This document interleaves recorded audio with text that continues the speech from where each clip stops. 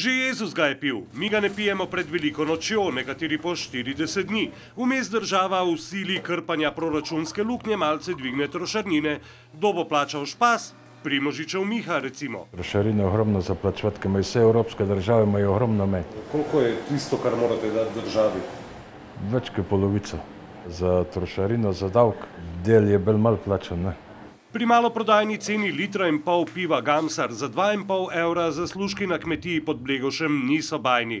Ampak odkot pivovarna sredi hribov, ki je vzniknila pred 13 leti? Ne vem, nekaj sem mogel, takrat se je hiša naredila, pa sem mogel nekaj početi in je od sodelavca sem pivovarno kupil. In to iz Štajerske. Ne, niso bili Šrotovi Laščani. V Sloveniji smo imeli okrog 40 mikropivovarn, zdaj jih je 30. Država nenaklonjena, ljudje obupajo, a ne vsi. Spod Blegoša, konec 40-dnevnega posta, človek pa je znova v dilemi. Bo domače pivo ali domači viski? Viski bliski. Ker se bliska. Ja. Ne, takrat se je rekel, da je viski ne sme nobeden kuhati, da to samo Škoti lahko delajo. In potem sem vesten čas viski, bliski jemo. Zdaj pa slovenski viski rad.